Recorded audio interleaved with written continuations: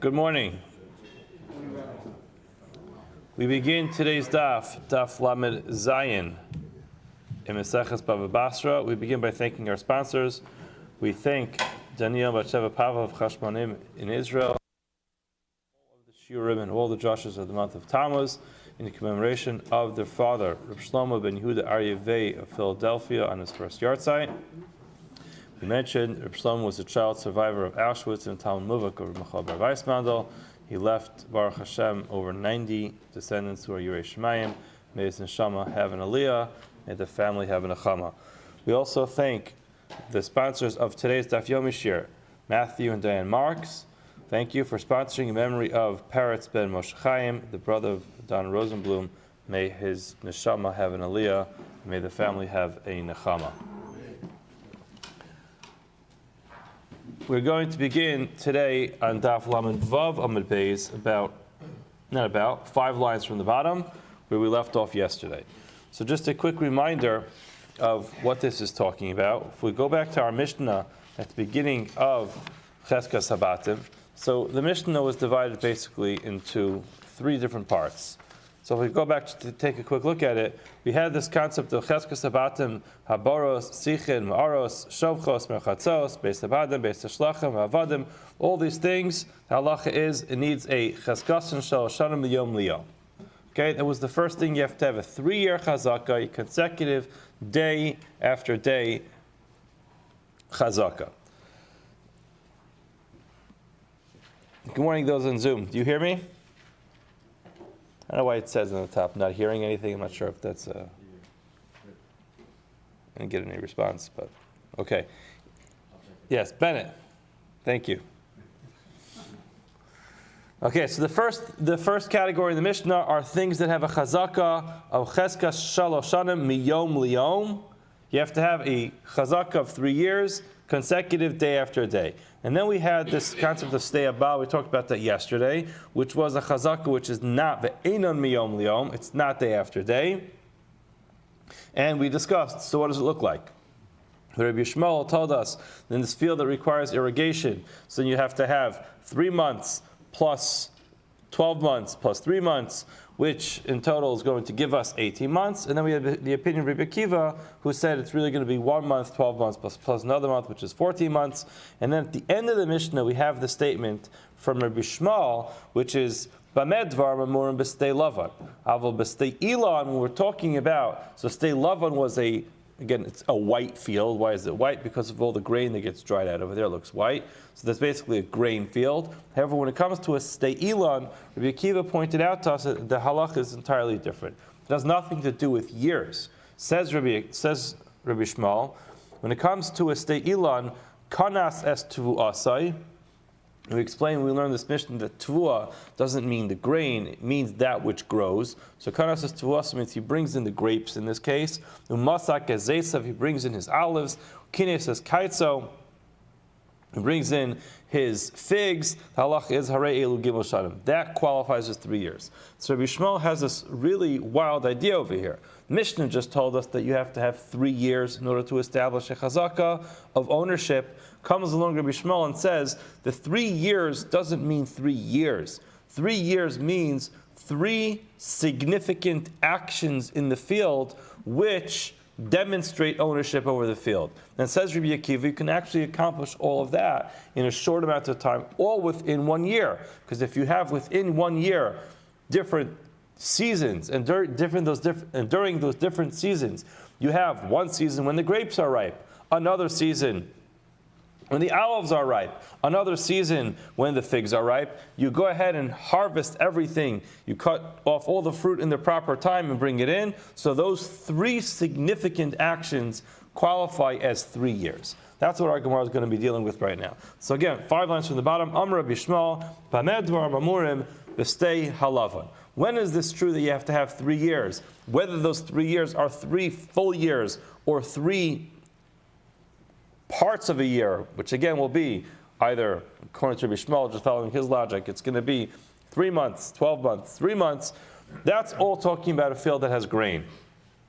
However, when it comes to our fruits, as we just mentioned, you can do it all in 1 year. Amar Abaye. Abaye says the following: Mid Rabbi Yishmael nishma l'Rabbanan. So he makes an important point to understand about how to understand Rabbi Yishmael's opinion. There is no opinion of the Rabbanan that's listed in the Mishnah. Rabbi Yishmael makes a statement, and the Gemara just assumes that the Chachamim disagree with Rabbi Yishmael. The question is, on what do they disagree? Where is this machlokes? Where is this dispute? So says Rabbi, if you pay close attention to the idea that Rabbi Yishmael is bringing out over here, you'll understand the chiddush, the novelty of Rabbi Yishmael, and you'll understand which point is his point. However, you'll also understand which point is muskam lakal, which point is agreed upon by the Chachamim. We'll explain that in a minute. So he says, and this is where here's where we will illustrate the difference of opinion between Rabbi Yishmael and the Rabbanan. Hayu lo shloshim ilanos mimata asara lebeisa. You have 30 trees, and they are planted in a way where they're divided for 10 for each beisa. So if you remember last week, we learned in Amud of Gemara and Maseches Bava Basra, and I brought in a bunch of papers with charts and math on it. And the basic premise of that idea was that when you plant, the way that you plant is you're going to have a besa, which is a 50 by 50, and you're going to plant 10 saplings, 10 small trees within that besa. So you're basically dividing the 2,500 square amos into 10 different trees, and that's how you're going to plant it. And we got caught up in the math of exactly how that works last week. That's not today's topic. Today's topic is much more simple. We're just saying, just remember that in an area of a beisa, one plants 10 trees. Now, hayulo shloshim ilanos, a person had 30 trees. Mimata, in this planting area of asar lebeisa, he followed protocol. He planted his trees to code. What did he do? 10 of these saplings for each beisa. Now, achal asara b'shanazu, this person, achal, in other words, he reaped the benefits, he ate or he used 10 trees during year 1, v'asara b'shanazu, and 10 trees during year 2, v'asara b'shanazu, and 10 trees in year 3, harezu chazaka. The Chachamim are going to agree that is a chazaka. So let's just explain this. There are two main points that Rabbi Yishmael makes in our Mishnah. One point is that you could focus on one particular area of the field at a time. So therefore, starting off with grapes, if you'll focus on grapes, just focusing on the grapes and cutting off the grapes and bringing them into your house is considered a significant enough act that it would count towards the chazaka. Now hold on a second.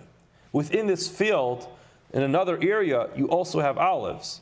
And within this field, in another area, you also have figs. So how can it be that you're just focusing on the grapes and that's a significant enough action? You didn't do anything in the rest of the field. Says Rabbi Yishmael, that's not a problem. Because right now, the grapes are ripe. And therefore, I don't have to worry about the olives are not ripe yet. I don't have to worry about the figs are not ripe yet. So the fact that I focus on what's ripe today and completely ignore the rest of the field is not a problem according to Rabbi Yishmael. Says Abaya, the Chachamim don't disagree with that. The Chachamim also agree that you don't have to harvest every single fruit in the entire field for it to count as a significant chazaka. You could just do what's available right now. So therefore, if you have this area of 30 trees, why? Because it's 3 beisas, and therefore you have 30 trees planted. If 10 of those trees bear fruit and are ripe, and you bring in those fruit, even though you didn't bring in the fruit of the 20 other trees, that's okay. That's fine. The second point that Rabbi Yishmael made was that all of this can be done in 1 year.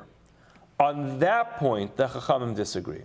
The Chachamim say you cannot make a 3-year chazaka in 1 year.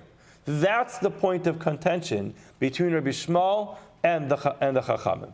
So essentially what Rabbi is pointing out is, let's really understand the machlokus between Rabbi Shmuel and the Rabbanan. And it's interesting, the Rabbanan didn't say a word in the Mishnah. But Rabbi is understanding that the major chiddush of Rabbi Shmuel is not that you don't have to actually bring in the fruits of every single tree every single season, because it doesn't make sense. How am I supposed to bring in olives if they're not ripe yet? So you bring in what's ripe. You bring in the fruits that are ripe. Therefore, says Abaya, there's no reason why the Chachamim have to argue on that. The Rabbanan agree that if you bring in what's ripe, even if that means neglecting, so to speak, or not paying attention to the other 20 trees, that doesn't impede your chazakah. That doesn't ruin your ability to be able to establish a chazakah. You bring in what's available, even if that means that only 1/3 of the trees are being serviced. That's still a valid chazakah. Where do they argue? Rabbi Shmuel argues and says all of this can be done within the time frame of 1 year. And the Chacham say, oh no, I'm sorry, you can't establish a chazakah in 1 year. This needs to span over 3 years. But if over 3 years you brought in the fruits of 10 trees, and then over year 2, 10 more trees, and over year 3, 10 more trees, that is enough, and you still established a chazakah. And he explains, top of Lamed Zayin Amud Aleph, Lav mi Amar Rabbi Shmuel, Chad Peira have chazaka, L'kula Peri. Hasn't Rabbi Shmuel taught us that 1 fruit is going to be enough for all the fruits? Hachanami, Hani have chazaka lahani. These trees will establish a chazaka for the other ones. V'hani have chazaka lahani, and the other trees of the subsequent years will act as a chazaka for the other ones. Now the Gemara explains, V'hani mili hecha delo afiku. This is only going to be true if the remaining 20 trees did not produce anything. So therefore, you had nothing to bring in. Similar to the case of the olives and the grapes and the figs. You know why you're not bringing in the grapes at the same time as the figs? Because they're not ripe yet. They don't get ripe at the same time. You know why you're bringing in grapes first before the olives and figs? Because the grapes were ripe first. So the exact parallel will be, if you have 30 trees, 10 trees give off fruits this year, 10 trees give off fruit the next year, and 10 trees give off fruit the following year. So that will be the case where you bring in all the fruit of the trees that give off fruit, that will be fine. Now, the Rashbam explains that we're talking about a certain type of tree which only produces fruit at the end of 3 years. It takes a long time for those fruit to be able to be ripe. So therefore, this makes sense. You have all these trees that are planted over here.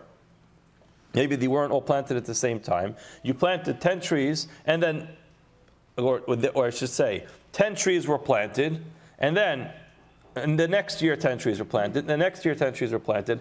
Now I move into the field. I claim I bought the field. I make a chazak on the field by following. Year 3 of these trees are now producing fruit, so I take them in.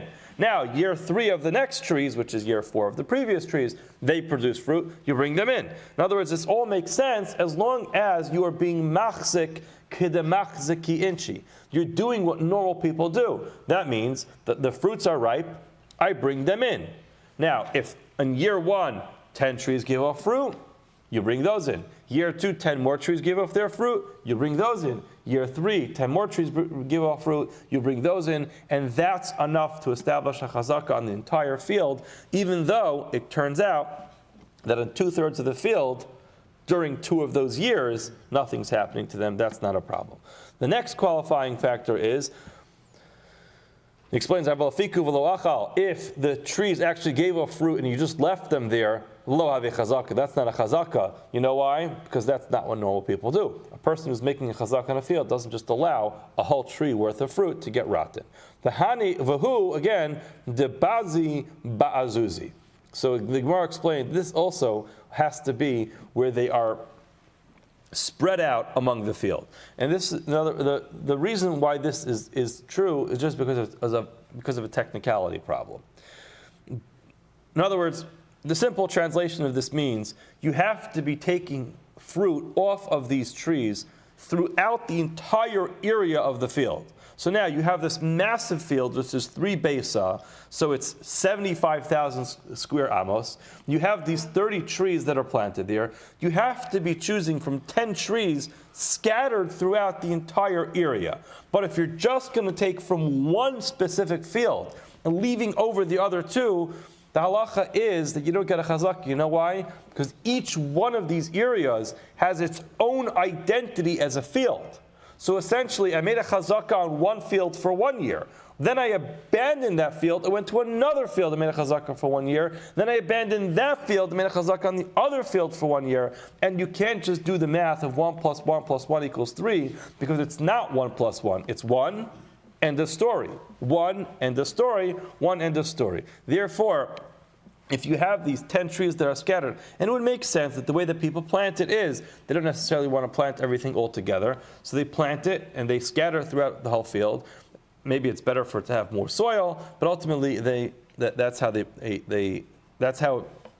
going to scatter out throughout all the fields and over those years. Now we're going to get to this later in today's daf, but there's just a technical problem that happens with this, which we didn't have time to get into when we learned this case last week. But the halacha is that you dedicate 1 besa to 10 saplings. That means you plant 10 small trees in a besa. But we said that an elan, a fully grown tree, you could only have 3 trees in a besa. So now, when you plant a tree, it stays there. So you're going to plant 10 trees there as saplings. Guess what? The saplings become fully grown trees. So what happens? So the understanding of all this is that these trees were not planted to stay here. They were planted just as starters. When you go to Home Depot to buy your little trees, that's what happened. They planted them someplace. Maybe they did plant them in the pots over there. But either way, in this field, you plant 10 trees. When they start to take root and they start to actually be self-sufficient, they uproot them, and then they plant them in other places. So now that's essentially what happens in all these cases. You plant them as saplings, 10 in a besa, and then when they get bigger, you can only have 3 in a besa. So now that's basically what's happening. So it would make sense. You plant them, you scatter them throughout all the fields. When they get big enough to live on their own, you uproot them. Either you sell them at that point in time, or you'll plant them farther away, because you can't keep all 10 of these trees in the same area. Okay, let's go on. Now the Gemara seems to go on a tangent over here, which has absolutely nothing to do with Cheskas Habatim, at least according to the Rashbam. The Rashbam explains that in our next Gemara, when we talk about Hechzik, we're no longer using the word chazaka in the same context as we've been using it in this Masechta. Like we mentioned many times, there's 2 types of a chazaka. One of them is a cheskas kinyan, which is the proprietary act of ownership that I take, that I actually acquire the item which is in question. So if I want to buy a field, the way I make a kinyan on it is I go plow in the field. I act in that field as an owner of that field. That chazaka has nothing to do with cheskas habatim. That's just establishing ownership over the field, not as a proof, but actually by acquiring this field. It's an act of acquisition. Our whole parak is talking about a cheskas raya, which is that I bought it however I bought it. It's irrelevant. But now, after all this time that I'm here, I'm proving that I own this field by virtue of the fact that I was here for 3 years and nobody came to object to that. So it seems like, according to Rashbam, when it says Zeh hechzik bilanos, Zeh hechzik bekarka, this person made a chazaka, which means he actually acquired trees, and this person acquired land, which means there was a partnership in buying this field. It has nothing to do with a cheskas raya, a proof. So let's speak about this case and understand it clearly, because it's going to be relevant for the rest of today's daf. So you have a partnership. This guy is selling his field. Now, instead of selling the entire field with everything in it, he divided the sale. He said, I'm selling the trees as one sale, and I'm selling the land as another sale. 2 people came along, Reuven and Shimon, Zeh hichzik bi'lanos, Reuven decides he's buying the trees, and and Shimon says he's buying the actual property. So now, how does this divide work? Amar Rav Zvid says, Zeh kana ilanos, Reuven owns the trees, v'zeh kana karka, and Shimon owns the land. Nothing is shared. Reuven, what do? You bought trees, you get your trees. That's it. No karka. There's no buy trees, get some free karka. That's not how it works. You buy a tree, you get the tree. Shimon bought the karka, he gets the property. So Maskefla Rav Papa asked Rav Zvid, Im Kain, if that's how it works, what you're telling me is, Ein lo labal ilanos bekarka klum. The one who owns the trees does not own any rights to any of the property. So then, if that's the case, Leimele bala karka, in our case we called him Shimon, so let the owner of the karka say, lebal ha'ilanos, to the owner of the trees, akar ilancha, uproot your trees, shakal, take them, vizil, and get lost. Why? Because you own no property over here. Now, the Rashbam explains that everybody agrees that while the trees are alive, then he gets to keep them there. Why? Because a tree is only a tree as long as it has the ability to be a tree, right? Once you uproot the tree from the ground, it's wood. It's not a tree anymore. So in other words, the Rashbam points out that everybody agrees that he could keep the trees there while they're alive. The question just is, what happens when his tree dies? Does he have the right to replant another tree there or not?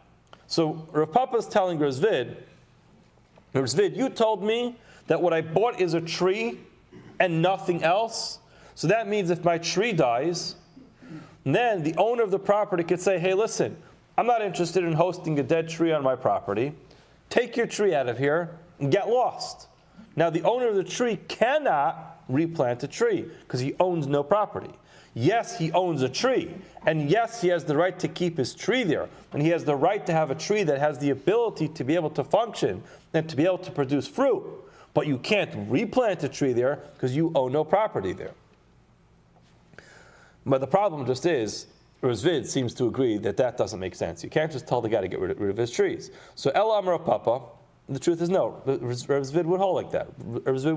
He would say, once your tree dies, you lose it. El Amar Papa, so Papa argues on Rizvid, and he says, Zekana ilanos v'chatzi karka. The person who buys the trees automatically gets the trees and chatzi karka and half of the land. The zekana chatzi karka, and the other person who bought the land, what does he get? He gets only half of the land. Now, why half? The Rashbam explains that half is a lav dafka term. It doesn't really mean 50% in this case. If you see the Rashbam, zekana ilanos v'chatzi karka, it's about 2/3 of the way down the Amud. He says lav dafka chatzi karka. It doesn't mean he gets the trees plus half of the land. Ela hatzarech leilanos tachteim ubeineim v'chutz lehen kamali ora v'sala. He gets the amount of proper that he needs to be able to maintain his trees. So again, chatzi in this case, at the end the Rashbam brings another opinion which says he does get half of it, but the simple understanding of the Gemara is that he doesn't get half the property. There's no reason why because you bought trees, you get half the property.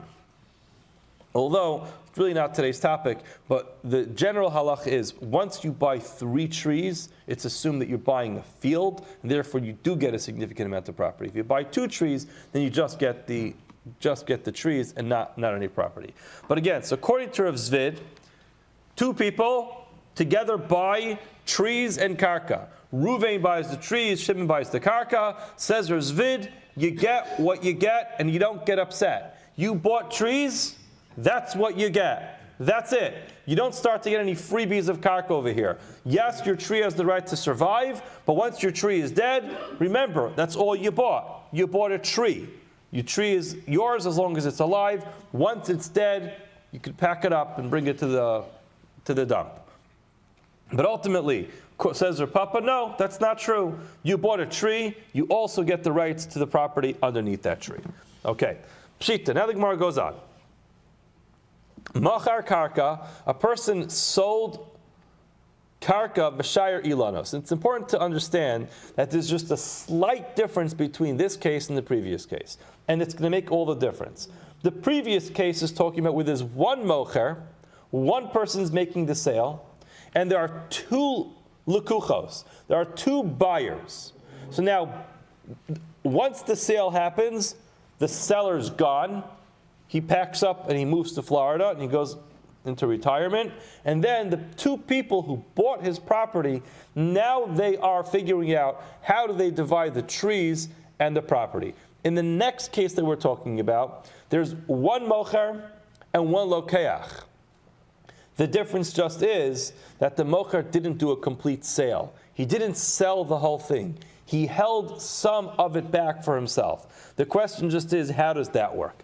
So let's see. Pshita. It's obvious, says the Gemara, if machar karka v'shayir ilanos, if a person sold his property and he left over the ilanos. He said, I'm keeping the ilanos. I'm holding them for myself. Lefana for himself. Halach is yesh lo karka.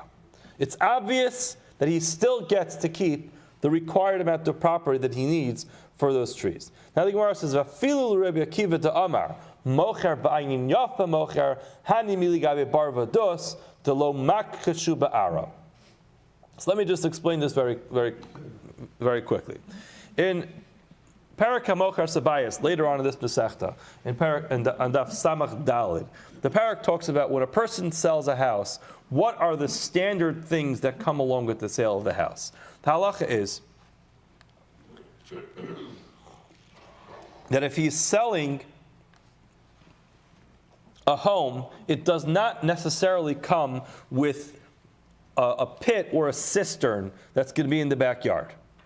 So now a person has a home, he puts it up for sale, and in the backyard he has a bar. I think the way that they explain it is a bar is self-sufficient. It's more tough ground, so you dig a hole and you can keep water in it by itself. A dus, I think, has to be reinforced because the land is much more weak.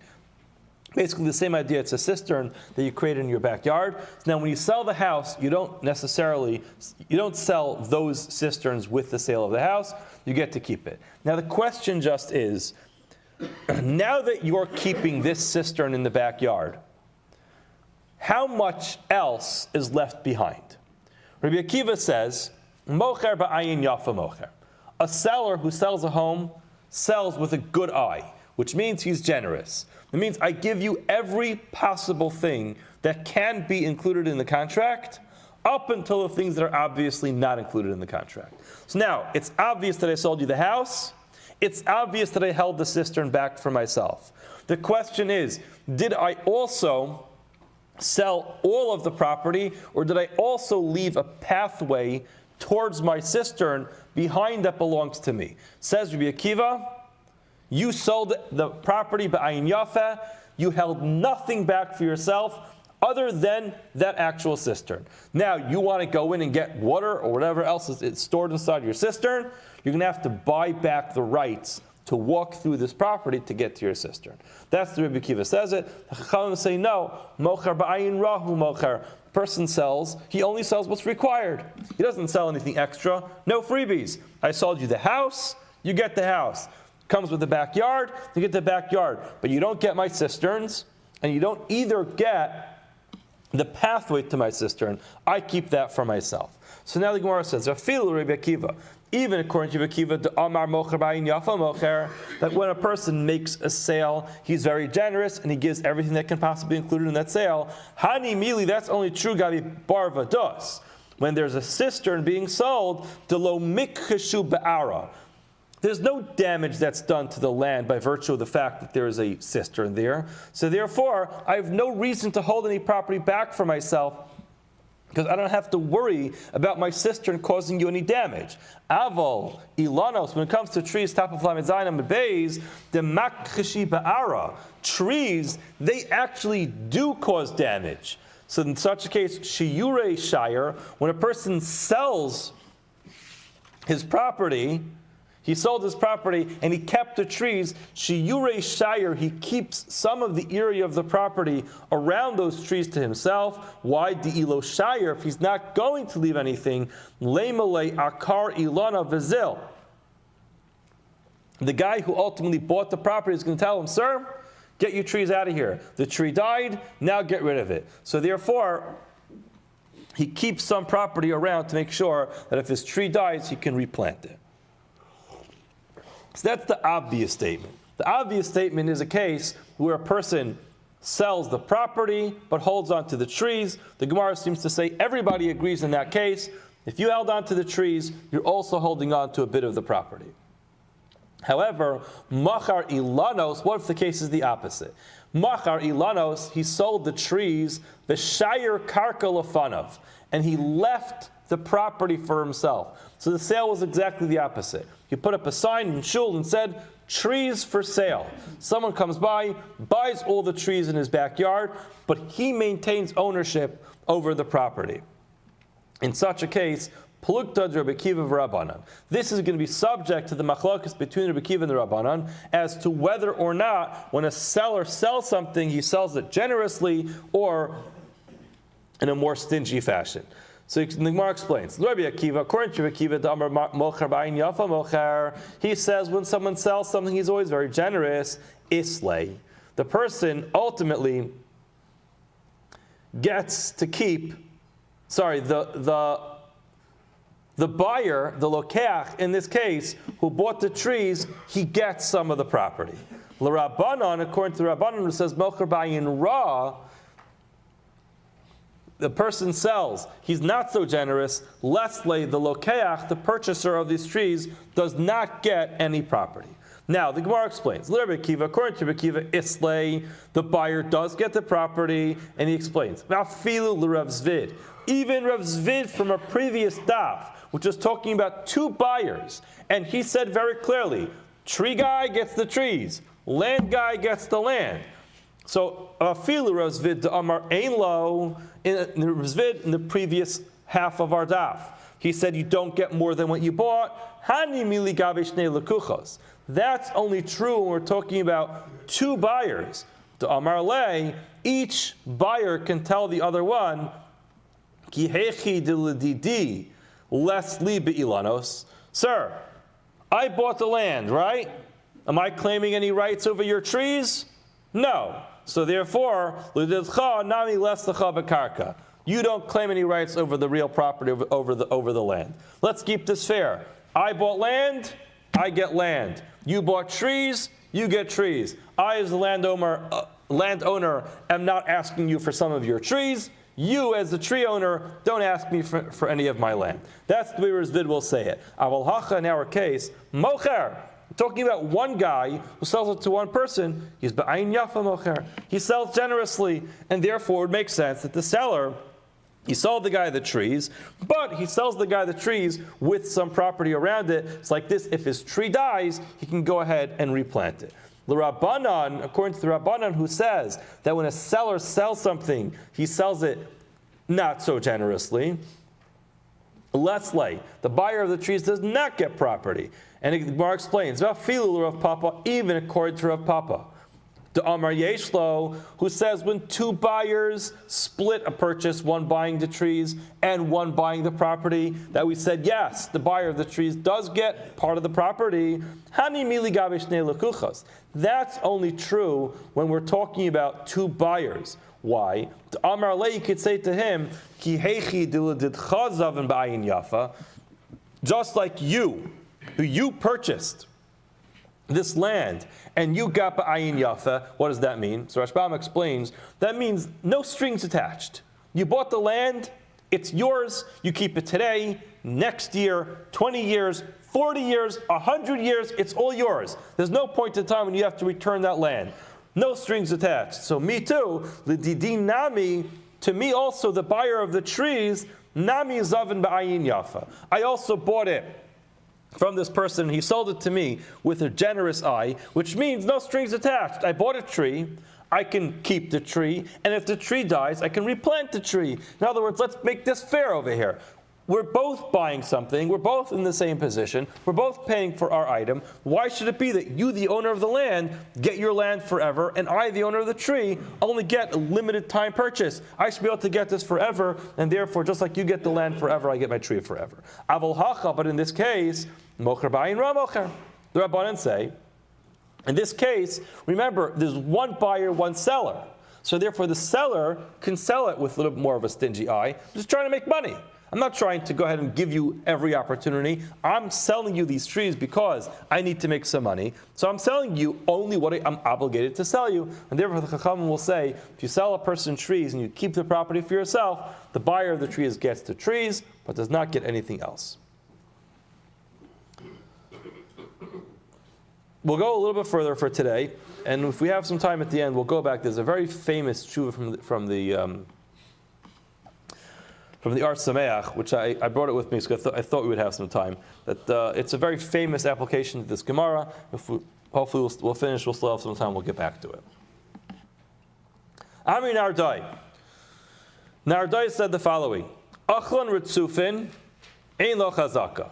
If a person eats ritzufin, so it's important to note that normally ritzufin would mean consecutive. In this case, what ritzufin means is like rotzaf, it's very crowded. That means if a person overplanted in an area, that's not considered to be a normal way of making a chazaka. So if a person, like we said, in every Basra you put 10 trees. What if a person put 20 trees in that Basra, or 30 trees in that Basra? So he overdid it. Says Nardai, ein lo chazaka. That's not a chazaka.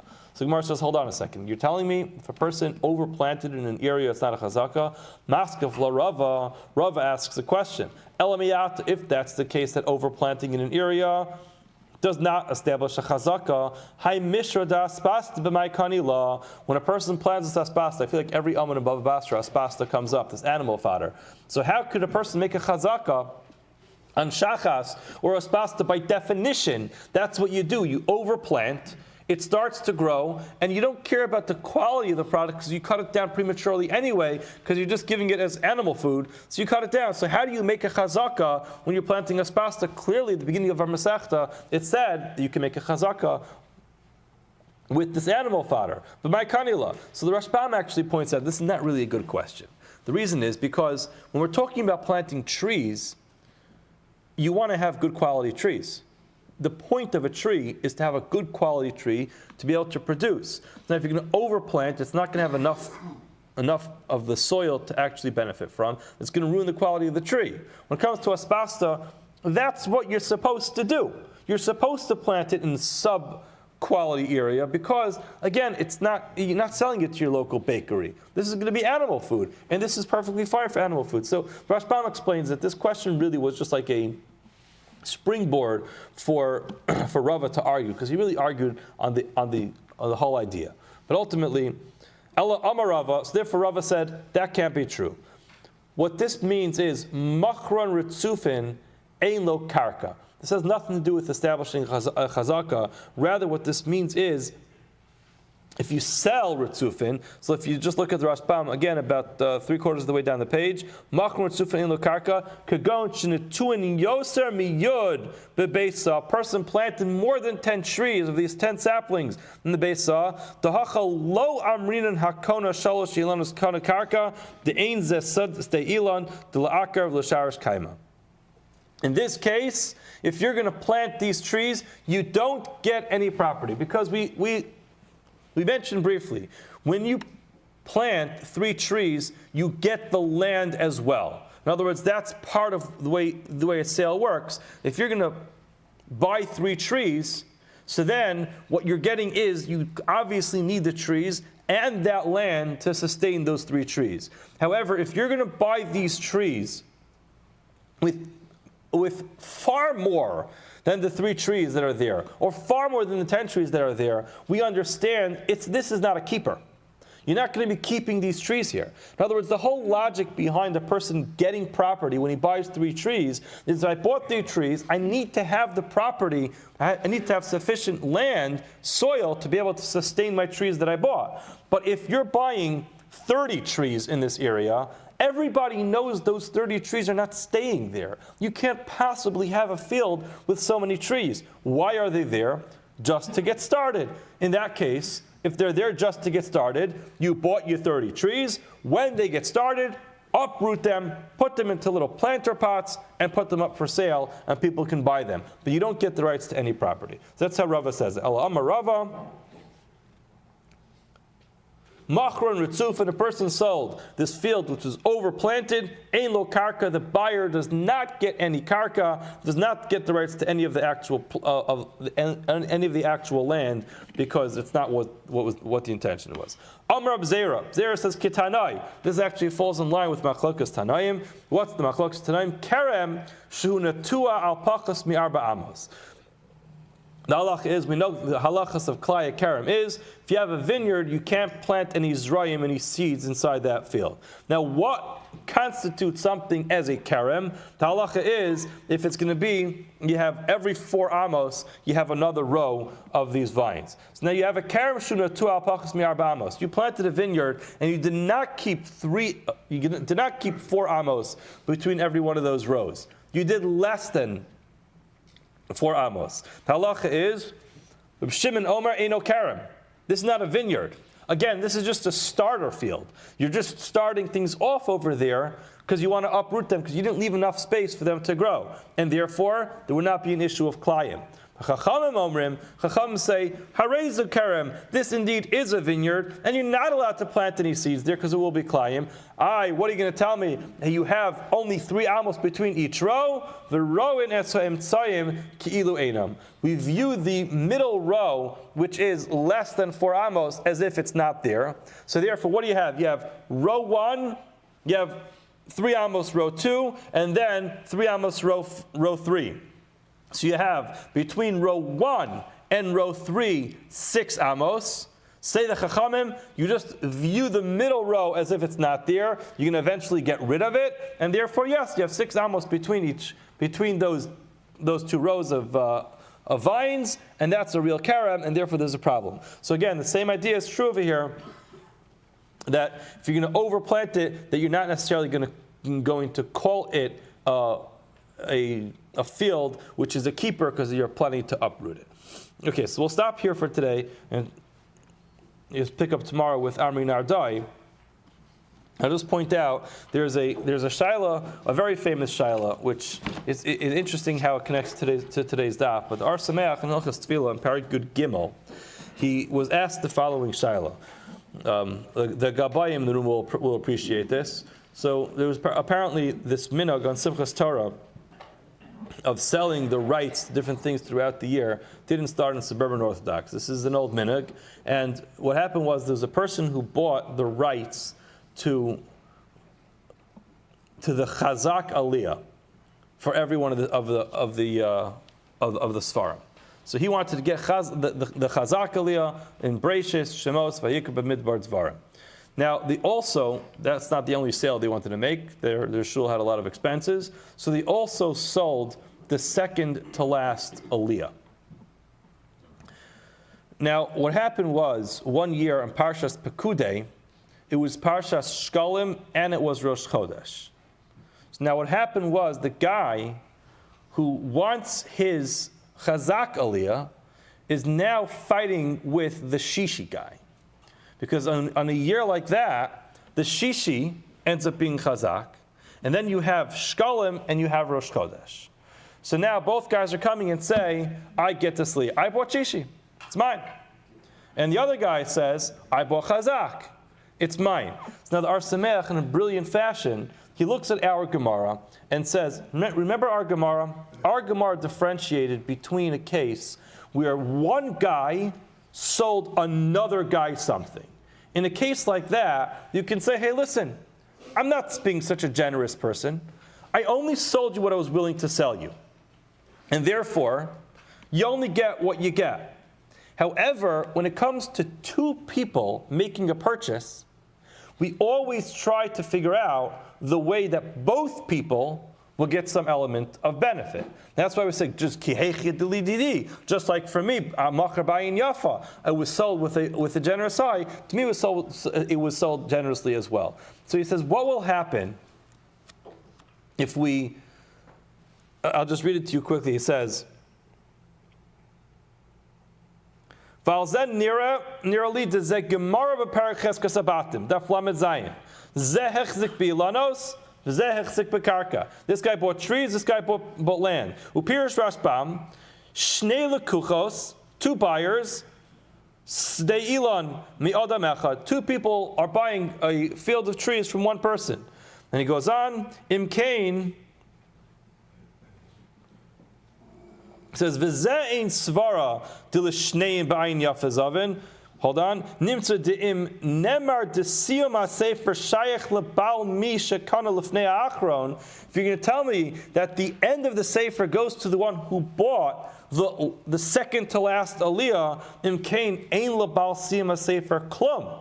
What comes out is that the chazak guy gets nothing. Right? In other words, if you're going to give that guy his proper aliyah, the shishi guy or the second to last aliyah guy, what does the chazak guy get? Gets nothing. We never want to have a situation where one guy gets nothing. So therefore, if you'll say that the guy who says, I'm a chazak guy, I get every chazak aliyah, that guy can get the previous aliyah. In other words, they didn't sell all the aliyahs. This guy gets chazak. This guy gets the second to last aliyah. So you move that guy back 1 aliyah. He gets 1 aliyah. This guy gets 1 aliyah. The other guy gets his chazak aliyah. Everybody gets something, and everyone walks away somewhat happy. In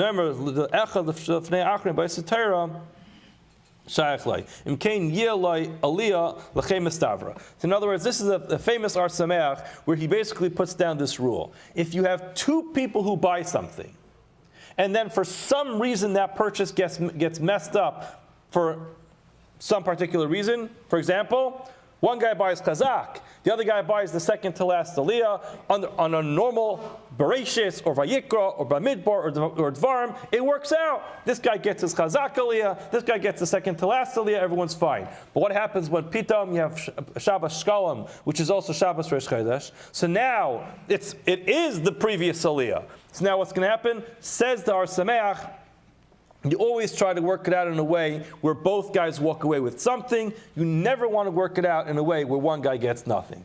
And the Paiskim have taken this to many different areas where the Shaila came up. There's a Chelkas Yaakov, which I also printed out. It's in Simin Reish Gimel in Arachayim. In that case, he was talking about a story where the matzah bakery sold, but they reserved different days for different people. One guy had the day after Shushan Purim. The other guy had the first Sunday after Purim. Turned out, Purim on that year was either Shabbos or Friday. It was Friday. Purim was Friday, so Shushan Purim was Shabbos. So now, the Sunday came out to be exactly the same day. So the Chelkas Yaakov applies the same thing. There's also a Shari Tshuva, which he quotes, which is when there's 2 Baalei Tokea in Shul. One guy has reserved the right to the first blowing time of the year, day 1. The other guy has the rights to day 2. That year, Shabbos was day 1. So now, on day 2, the first Baal Tokea says, I'm always the first blower, so therefore I get to blow. The other guy says, I'm always day 2. So there's an infinite number of scenarios. Also, when shuls make extensions, sometimes a person has the front row. What if the shul pulls out the front of the shul and they add on 10 tables? Do you get to move your seat to the front of the shul, or did you buy your seat where it is? We'll leave it to the Gabayim. It's 6:45. We have to start Shachris. Have a wonderful day.